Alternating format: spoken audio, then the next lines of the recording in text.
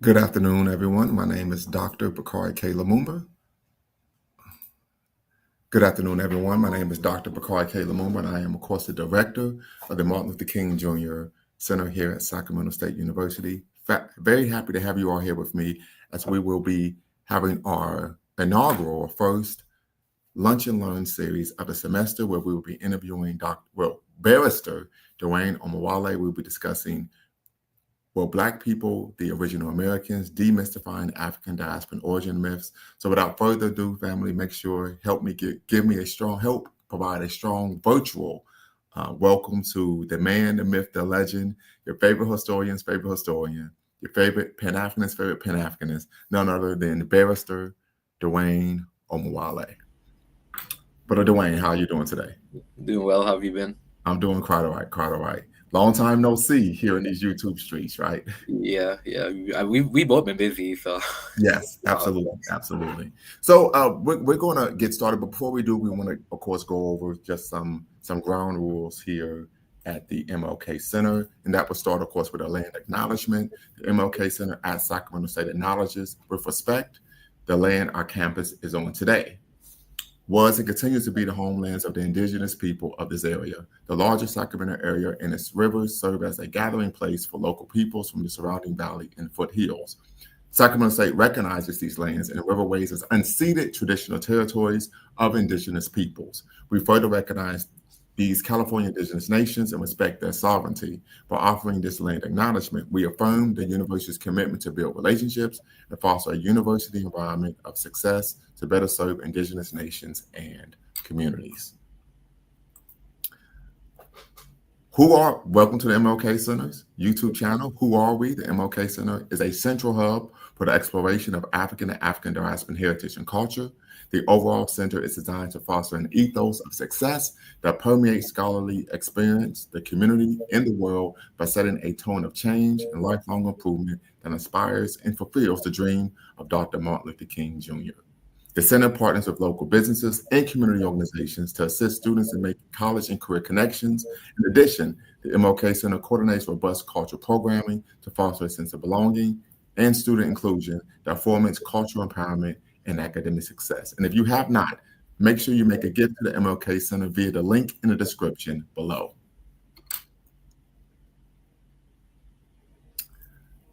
And of course, housekeeping, please remain muted during the presentation. Please feel free to share any questions or comments using the chat space. At the end of Mr. Omowale's talk, the MLK Center team will surface questions from the chat for Mr. Omowale during Q&A sessions. Q&A session, participants are welcome to unmute to ask their questions. Closed captioning is provided during the session. You can access it by clicking the closed caption icon on the lower right corner of your video box. And of course, if you want to discuss, of course, today's Lunch and Learn series, make sure you use the hashtag MLK Center Lunch. All right, so we're going to kind of dive right in. Well, we're not going to dive right in. We're going to ask some questions, of course. And the first question is, what are some African diasporan origin myths?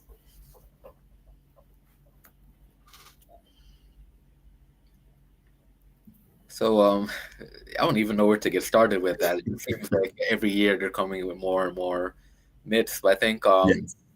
essentially at its core, what that refers to are these different myths that African people come up with to create an identity for ourselves, which is not rooted in our African origin. This Yes. comes out of really a self-hatred on the part of African people. It comes out of an internalized inferiority complex in which for many generations African people have been made to feel as though we are inferior by the very fact that we are an African people.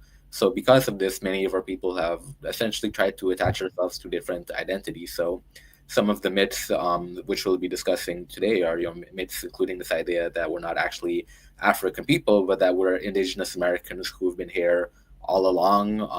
More extreme variations of this type of myth would even argue that the slave trade never happened. The slave trade itself was a myth. Other claims to different identities that we've seen are certain people who claim to be Hebrew Israelites, people who claim to be Moors, the Asiatic black men. That's the claim made by the Nation of Islam, that we're actually Asiatic black people rather than being Africans. And as I pointed out, all of these claims come from this idea that we don't want to identify as African people because we associate our Africanness with something negative. So we try to attach ourselves to different identities to escape being African. Mhm. And so we talked about self-hatred. Are there other issues? Could that be a lack of cultural memory, maybe miseducation, pedestalization of different identities? Yeah, that as well. Those also I think are secondary factors because I mean at the core what it is that we just lack of pride in who we are, but part of that lack of pride does come from the fact that many of us don't actually have a proper education in terms of what it is to be an African. I know I could speak from my own experience that very rarely do we get any type of African history in schools. So a lot of our people are left in a situation where we don't know very much about our identity as African people. We don't know very much about our history as African people. Where we live in a society, a global society. This isn't just an American issue. This is something we find globally. That the societies we live in are very anti-Black societies. They're very anti-African societies. So if you're faced with these notions that we're an inferior people on a daily basis and you don't have the proper educational framework to combat this inferiority complex, it breeds a situation in which many of our people look to outside identities and create different myths to bolster their self-esteem and to create the sense of identity because we don't believe that we have one. Very good. There are a lot of discussions regarding the dialectics of history. Of course, we're leaning into some of the concepts and ideas of our dear ancestor Walter Rodney. Could you share how one engages or studies history accurately? Because there's a lot of information out there. Some would argue misinformation. How would one know what information is accurate, what information is inaccurate when studying history? Yeah, so that's a multi-layered process. I think the first thing you'd have to be aware of is the source. Where are you getting your information from? Is the information a primary source, meaning that it's information coming from somebody who was a first-hand witness to the situations being recorded, someone who was directly involved or was there at the time and place that these events happened? Or are you looking at a secondary source? And a secondary source are sources that are written or recorded on the basis of utilizing primary sources. So that's the first thing you have to be aware of when you're engaging in researching history. Look at the sources.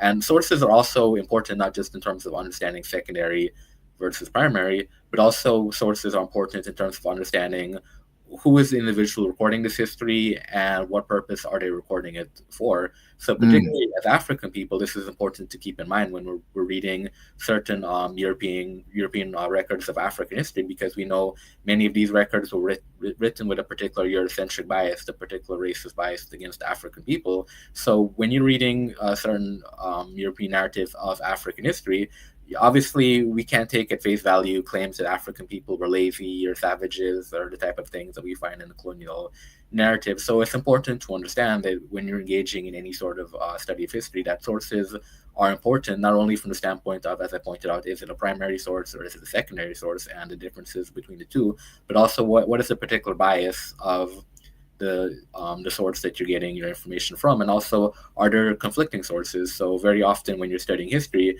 you'll come into situations where you might find conflicting claims about certain things, and that's where you have to really engage in the process of unraveling why is there a contradiction between the two claims and how to reconcile that. And one of the ways you do that is typically in situations where there are conflicting claims, the source that seems to have less of a bias or less of a reason to lie about a particular situation might be a more valid or more accurate source. So as I pointed out, it's a multi-layered process, and I'm sure you can attest to this. It's something I can attest to, that it's definitely a practice. It's not something you could pick up right away. It takes years of really engaging in historical research to really perfect how it is to effectively go about the historical research process. So it's not something that I think could be easily explained in this sort of format. It's definitely a hands-on type of thing that you really have to engage in yourself to get a feel for how that work is done. But as I pointed out, the main thing is just being aware of the type of sources that you're relying on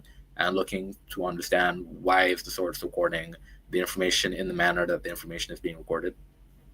Very good. And I'm going to take a step back. You talked about the basis of these origin myths being rooted in maybe we call it self-abasement, lack of pride in who one is.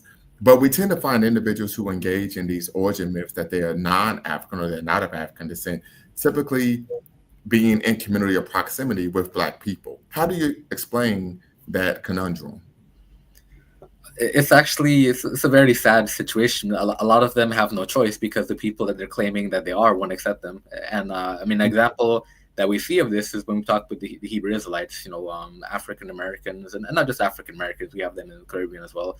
These people who claim that they're a lost tribe of Israel, but then when they go to Israel, they find that the Israelis don't actually accept them as being Israelis or accept them as being Jews. So it's very often the case that these individuals who claim a particular identity outside of the African community have no other community to rely on but the same African community that they're trying to escape from. And this breeds a sense of frustration in these people where you don't see yourself as being Black, but at the same time, the people who you want to identify with don't want to accept you. And that's obviously the dilemma that integrationists for several generations have had to confront in the United States. This what Du Bois called double consciousness.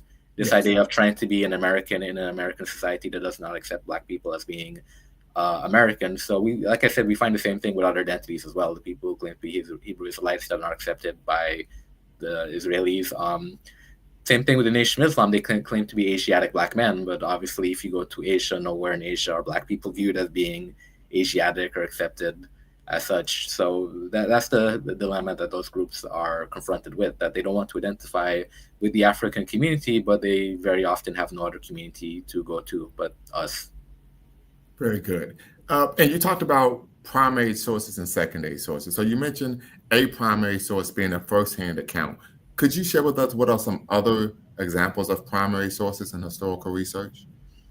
Yeah, so as I said, it's mainly a first-hand account or an account from somebody who was a witness at the time that the particular events were taking place or who were around at the time that the particular events were taking place. So ultimately a primary source is just a source that was written more or less either at the time that the event took place or written by somebody who was there at the time that the event took place. And as I pointed out, the difference between a primary and a secondary source is that typically a secondary source would be somebody who is conducting research on the basis of compiling information from primary sources. So these are, secondary sources are really what historians compile, documents that historians put together on the basis of primary research. And secondary sources can be very important as well because, as I spoke about with bias, so one advantage that a secondary source might have is having some distance from the situation. People who compile secondary sources have the advantage of hindsight.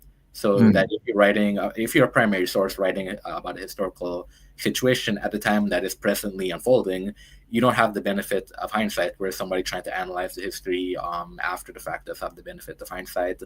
Also, the benefit of distance as well. If you're closer to the situation, that might create a situation where you're too biased or too attached to view the situation objectively. So secondary sources do also have a particular benefits of sometimes being more objective. That's not necessarily always the case. There's always a bias or agenda in everything. So it's not necessarily the case that secondary sources are always more objective, but that is one particular advantage that you could find in a primary source, that it could possibly be more objective than a source that was written at the time. Okay.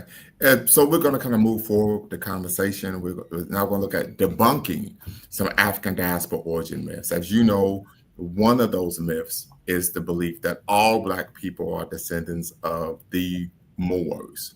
Could you do a deeper dive into why that is incorrect? So, and this is where sources become important. We know it's incorrect because when we look at slave narratives that are actually documented by enslaved African people, none of them actually claim to be Moors. So, and this is a common thing we see in a lot of these claims, that actual enslaved people, when they documented their history, were not claiming to be the things that we claim to be now. So we just know from the historical records that African people who came to America were not claiming to be Moors, nor would they have done so, because part of the confusion around this claim to be Moors is many of us don't even know what a Moor actually is. And what a Moor is a very generic term for the Muslim population of North Africa. And it doesn't correspond to any particular ethnic group or even a racial group. So that there are, Arab Moors, Berber Moors, and African Moors. And even white Europeans. So when we look at the history of the Moorish conquest of Spain, a lot of Europeans who converted to the Islamic religion were actually white Moors, and there's literature talking about white Moors and distinguishing between the white Moors and the African Moors. So that's part of the issue with claiming that we're Moors, is that Moor is a very generic term. It doesn't really refer to any particular group. And on top of that, if you're talking about African people being Moors, I just said that the Moor is a generic term for the Muslim population in North Africa. Most of our ancestors that came to the Americas did not come from North Africa, and many of them were not Muslims, so they wouldn't even fall under the generic category of what it was to be a Moor. Very good, very good. So let's take another step forward, and we're going to talk about this concept of Black people claiming to be Indians, Native Americans, indigenous people, what some would call pretendians. How do we debunk that myth? Same thing. When you go through slave narratives, again, enslaved African people were not claiming to be indigenous Americans or Native Americans. And I think this one is a bit trickier, because what a lot of people will do is if they have any type of Native American ancestry, will then try to use that ancestry to claim that Black people are indigenous to America, or that these connections have always been there. But the reality is that African people are distinct people who came to the Americas from Africa. Now, the fact that there was some intermixture between African people and Native Americans doesn't necessarily it doesn't negate our African identity. But as I pointed out, some people are so desperate to escape African identity that they'll try to cling to whatever Native ancestry they have. And then what comes out of that are these different myths. As I pointed out, that some people make the extreme claim that the slave trade never happened and that Black people were just always in the Americas to begin with. And again, there's no slave narrative that I'm aware of written by an enslaved African person who claimed to be Native American, who claimed that they were here. And matter of fact, many of them actually were written by people who either were taken from Africa or who had parents or grandparents or great-grandparents that were taken from Africa. So that during the period of slavery, the people who were enslaved and were documenting their circumstances were not too far removed from Africa if they hadn't come from Africa themselves. So I want to get this right? Just for some clarity for our course viewing audience, of course, the students who are watching here in the center right now. You're stating, because I've heard in the community that the transatlantic slave trade did not happen, and that this was a myth created by white people to make us believe we were African when we truly are indigenous peoples of America. And you're stating that the transatlantic slave trade did happen. It did happen, and there's two reasons why that claim bothers me. The first reason is that the slave trade is not just something that white people claim. It's actually documented in our history. I spoke about slave narratives that were actually written by enslaved African people. But even in West Africa, when you go to West Africa, part of the oral historical tradition of West Africa is the historical memory of the slave trade and the impact that the slave trade had in West Africa. So it's something that's recorded in the histories of African people, both in the diaspora and in Africa. It's not just a claim that white people make. But my other issue with that is, what would the benefits of that be for white people? Why white people conduct this narrative, create this whole narrative that the slave trade, which never happened, was a thing that happened? And in what way does it actually advance white people or benefit white people to lie about that? And I mentioned that because up to now, I've never actually received an answer for that. That if this whole thing was a myth, how does that benefit white people, and how does it benefit us to uncover this myth? Right. Very good. Very good. The tribe of Shabazz, right? We're familiar with the Nation of Islam. The argument was that Black people, of course, are from the lost tribe. And of course, we know tribe is a pejorative term, but we're just using it in this context, family, just in this context for the conversation and the question of lost tribe of Shabazz. Is there a tribe? Was there a group of ethnic or clan in Africa known as Shabazz? So this one's actually interesting to me, because I don't know how many people actually are aware of the tribe of Shabazz, because I think with the Nation of Islam, most of us know very broad, general aspects of the teaching of the Nation of Islam. So that's one that I don't know how widespread it actually is outside of people who are actually familiar with the teachings of the Nation of Islam. But to answer that question, no, there was no historic tribe of Shabazz. And actually, the Nation of Islam's teachings about the tribe of Shabazz is that, as I mentioned before, the Nation of Islam says that Black people were Asiatic. Black people, we originate from Asia, specifically Arabia. So according to their teachings, Shabazz was a scientist who came out of Asia and decided to move his people to the jungles of Africa. fitting I'm the familiar with stereotype the of history. Africa at the time, that Africa was just jungles. So he took his people to the jungles of Africa, and their features started changing. According to Nation of Islam, Asiatic black people are dark-skinned people with straight hair. So it's through living in the jungles of Africa that we developed the hair texture that we have. So yeah, according to the Nation of Islam, the tribe of Shabazz is actually where African people in the diaspora descend from. That we come from the people who came into Africa with Shabazz, and from Africa is where our ancestors were taken and enslaved. So in a sense, the Nation of Islam's narrative is a bit more historically accurate, that it does claim that our ancestors came from Africa and that they were taken as slaves from Africa. It's not a situation where they're denying any African connection or denying the slave trade. It's just they add an extra narrative to the history that suggests that we didn't really originate in Africa. We actually came into Africa from Asia, and it was a tribe leader named Shabazz that took us into these jungles in Africa. Very good, very good. So we're going to play a game called Mythbusters with, of course, your favorite historian's favorite historian, and of course, my Pan-African big brother, barrister. I could call you barrister now, right? Dwayne Omowale. And so, Mythbusters. One of the myths that we find when people discuss, of course, the enslavement of African people that we know and call the Maafa or the Holocaust of enslavement, is that America barely received any slaves. Is this accurate?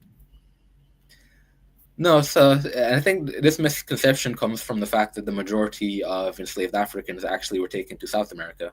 So I think this creates the perception that North America barely received any slaves, but it would not be accurate. Very good. Myth 2, there aren't any slave ships. Yeah, so again, this comes from certain misconceptions. And in this case, the fact that a lot of slave ships actually weren't preserved because of the material that they were made with resulted in natural deterioration over time. And also the fact that a lot of slave ships actually had to disguise themselves because slave trading at some point was made illegal, so that there weren't any ways to actually outwardly tell that a particular ship was a slave ship. And also because slave trading was illegal, there would be no particular purpose to preserve slave ships for that reason. But we do know that they actually were slave ships because the wreckages of certain ships have been discovered. But as I pointed out, there wasn't really any process in which, or a need to preserve the slave ships. So most of the slave ships have not been preserved, but the wreckages of them exist and historical records of them do exist. Okay.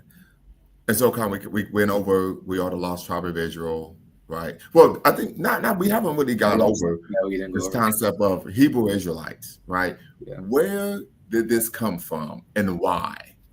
So the where, I think where it comes from is enslaved African people on the plantations developed a type of spiritual connection to the Hebrews of the Bible, because the Hebrews in the Bible were also people who were enslaved and oppressed as well. So this began as a spiritual connection, and over time certain African people took it to be an actual literal connection to the Hebrews of the Bible, in which we believe that we actually are descendants of the lost tribe of Israel. Again, this is not based in reality. The reality is that most of us are descendants of Africans who came from West Africa, who were not practicing Judaism when we arrived here. So we're not members of the tribe of Israel at all. And matter of fact, the Africans on the continent that do have a connection to Israel would be in East Africa, but particularly the Ethiopians actually do have a historical connection to Israel, but it's not a connection that most of us who descend from people taken from West and Central Africa would even have. And as I pointed out some time ago on your show, that even the Ethiopians draw a clear distinction between themselves and the Jewish people, so that even though they have that connection, they don't see themselves as being a tribe of Israel. Very true. And what would be another way that one would be able to draw a distinction or draw a line in the sand regarding this myth? Particularly when we talk about cultural retention in the Western world for African people. But as I pointed out, one of the ways we would draw this line is religion, that African people were not practicing the religion of Judaism. But there's other examples as well. Language, African people developed their own distinct languages. And matter of fact, there are linguistic survivals throughout the diaspora, so that in certain parts of the diaspora, particularly the Caribbean and among the Gullah Geechee people, you even find African loanwords that survived. Now, yes. To my knowledge, there is no Hebrew loanwords in any African Cree languages. So that would indicate that our ancestors did not come speaking Hebrew; they came speaking African languages. Foods as well, we see clear retentions in African foods, musical traditions, and dances. So when we look at African diaspora culture, all of the cultural retentions would indicate a direct connection to Africa, and there's not much in the way of a connection to the Hebrew people. And when you talk about language, you mentioned the Gullah Geechee and the Sea Islands of, the southeastern United States. You also could look at in Jamaica, what we call patois, or even in Haiti, what's known as Haitian Creole, right? Ça passe to my brothers and sisters from Haiti who are watching, right? So I think that's a great point. Another prevalent myth that we find is that slavery taught African people skills. This is accurate. No, not at all. It actually, it reverses the reality of the historical situation. One of the reasons why Europeans even enslaved Africans in the first place was to take advantage of the skills that we already had. Very true. Yes. Right. Another myth is that slavery was deliverance from life in Africa. And again, this is where primary sources become important, because actual Africans who were enslaved did not say so. They had much different views of slavery, particularly those who were actually taken from Africa. And I think those narratives are especially important because it really indicates that the people who actually were directly stolen from Africa much preferred their life in Africa over life being enslaved in the Americas. Very good, very good. And we know another way we're able to differentiate between fact and myth is the fact that the average life expectancy of an enslaved African on a sugar plantation was only 7 years. So we find that they literally were being worked to death. Now, this is another prevalent myth that oftentimes one will receive if they are involved in a religious community, and that is that slavery taught African people about God. No, African people had their own conceptions of God before slavery, and some examples of this is, for example, the Akan people. In their language, God is Nyame. Ulurun is the Yoruba word for God. So across Africa, we find that African people had not only conceptions of God, but also conceptions of religion. Part of the justification for slavery and colonialism was this idea that African people lacked understanding of God, and the African people lacked proper religion. So it's important to understand the actual history of African people, and this also really it relates to some of the myths you spoke about as well, with the tribe of Israel and even the tribe of Shabazz, that there's certain religious groups, such as the Hebrew Israelites or the Nation of Islam, who cling to certain religious mythologies out of this idea that African people didn't have conceptions of God or conceptions of religion prior to Abrahamic religions. Very good. Great point. So we're going to move forward a little bit here now. And we're going to kind of discuss a scenario. I think we all have been at a barbershop before, engaged in conversation. And so in this scenario, you're sitting at the salon, barbershop, and you hear this conversation. Someone claims that they would never seen a slave ship. Another person responds the slave trade never happened. We kind of went over this. A third claims that it did not, but the slaves didn't come from Africa. They were already in America. A fourth last says that they're all wrong, and this is basic history. When they ask for sources, he stumbles. It's just obvious. What evidence could you provide to get to the bottom of this? So there's a lot happening there. I have to take it one by one. So obviously, starting with the person who says they've never seen a slave ship, that's why I made the point that there wasn't a deliberate effort to actually preserve slave ships, and very often slave ships actually had to disguise themselves as something that didn't look like a slave ship. So we do have the problem in terms of slave ships of there not being the effort to preserve them, and also the fact that many of the slave ships weren't outwardly known to be slave ships. But as I pointed out, we do have evidence of wreckages of slave ships. So we do have the physical documentation that slave ships existed, but we also have written documentation as well, and even slave ships themselves actually kept logs of their cargo, which was our ancestors. Our ancestors were the cargo on slave ships. So we do have not only existing surviving slave ships, we do have written records as well of the fact that slave ships existed and made several travels through Africa, from Africa to the Americas. Now, the slave trade never happening. same thing. We have written accounts of the fact that the slave trade existed, and these accounts come from not only the Europeans who were involved as slave traders. We also have accounts from African people, as I pointed out, both those who were enslaved in the Americas and also on the continent, the Africans who weren't captured during the slave trade, but who would have a historical recollection of having ancestors who were captured or having people who were captured. So that there's a large amount of documentation of the slave trade across the different continents. Phyllis Wheatley would be a great example. Yes. Right. A lot of Equiano would be another example of African people who were actually captured, transported during the Middle Passage to the Americas. That can debunk the myth. Who wrote about those experiences? Or Robert Campbell. He was a Jamaican. He was born in Jamaica, but he recorded during his travels in West Africa, which is currently Nigeria. He recorded that the people there actually asked him what part of Africa his ancestors came from. And the reason why they were asking is because they had ancestors that were actually captured in the slave trade. So they were trying to ascertain if he could have been their family. So as I pointed out, even on the continent, Africans were aware of the fact that their people were being captured and enslaved. So this is something that exists both in the historical records of the African diaspora, but also in the historical records of people on the African continent. Yes, even in Dahomey, for example, who was at one point the leading, slave trading nation, unfortunately, on the continent, and their laws were stated that you could not enslave someone who was Dahomean, right? So we see this, of course, nationalistic impetus in the laws of the land. And actually, Dahomey is a great example because Dahomey's entire social system was really restructured because of the slave trade. It was restructured both to defend Dahomey against slave trading from other kingdoms, but also to uphold Dahomey's own involvement in the slave trade in terms of raiding different nations, capturing those people and shipping them into slavery. So we even see that the slave trade actually transformed the culture and the political systems in West Africa.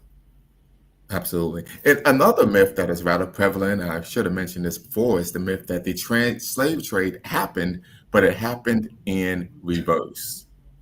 What do you say to that?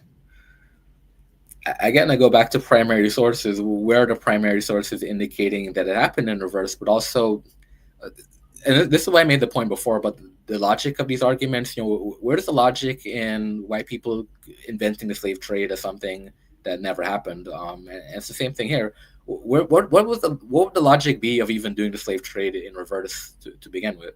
Because we know all the plantations were here in the Americas at the time of the slave trade. Europeans hadn't colonized Africa and established plantations there. So why would they be shipping Native Americans to Africa to do what?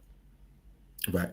Very good. And so when we talk about evidence, family, there is evidence to substantiate this. And a great piece of evidence would be, of course, Zoe Neale Hurston, a powerful sister who, of course, was an anthropologist from the great state of Florida. Her book, Barracoon, right? The story of the last black cargo. And, of course, the last slave ship, help me with the pronunciation. Cotilda. Cotilda, yes. Right. Yes. So this would be evidence to, of course, disabuse one of their belief in some of these myths regarding Black people, Black origin myths. So it's something, of course, to be cognizant of. We have a question, a comment here from Mr. Sandman, where he states that some people, let me pull this up here, give me 1 second. He states that some people would argue that Matthew, Mark, Luke, and John, he's speaking of the Gospels of the Bible, were primary sources. No pushback, just saying. What would you say to that? Actually, by definition, they will not be primary sources. And I mean, we know how the life and work of Jesus was documented, is that these Gospels were actually written after the fact. They're not contemporary documentation of what was taking place. And I mean, when you read the Gospels, they're written that way. They're not written as first-person narratives of these events that are unfolding by people who were there. They're actually written as narratives about things that happened after the fact. Yes, if I remember correctly, when I took a class regarding this subject matter, I think the Gospels were written maybe about almost a century after. Yeah, quite a while after, because yes. And this gets into the history of Christianity, but really what it was is that initially the followers of Jesus actually were expecting the second coming was to happen soon. Yes. And when they realized that it wasn't happening as quickly as they realized, that's when they started, realizing they need to document the teachings and the life of Jesus. So I think it wouldn't be a non-controversial argument to point out that the gospel is actually not primary sources, and when you read them, it's pretty clear that they're not primary sources. And matter of fact, the authors of the gospel never actually met Jesus. Yes. So well, you're going to upset some people there, but well, I mean, but the thing is, I don't necessarily know if it would be uncontroversial. I mean, even in Christian circles, these are things that are just widely understood in terms of even Christian. Well, I would say an educated Christian. But yeah, because I mean, I came out of Catholic school, so this is how they were teaching us in Catholic school, that these were not primary sources. These were written by men who never met Jesus, and they were written quite a while after the events which took place. So those would actually be good examples of what we'd call a secondary source. Yes. So if you have any questions, you could put them in the chat, and we'd be more than willing to actually engage. Barrister, a historian, your favorite Pan-Africanist, Dwayne Omowale, of course, with questions regarding this conversation where we're debunking, of course, African Diaspora Origin Myths. I think this is a great conversation that needs to be had. Of course, some of my students even asked these questions, and I said, I can answer the questions, but I know someone who can do even a better job of me. So, I'm always hyping you up. I always state that if there was a Jesus to Christ, I would be John the Baptist, right? So as you rise, of course, I do not. But it's a great conversation that we wanted to have. But once again, if you would like to ask a question, you can put your question in the chat. You're, of course, watching the MLK Center on YouTube, of course, where we affirm the dream of the Reverend Dr. Martin Luther King Jr. by representing the zenith of Dr. King's political maturation by always betting on Black. All right. So if there are no further questions, I want to thank everyone for taking time to take part in our first Lunch and Learn series of the semester. Make sure you like, subscribe, and share. And please make a gift to the MLK Center. You can find the donation link in the description. Until next time, you know what to do. Affirm the dream of Dr. King. Peace.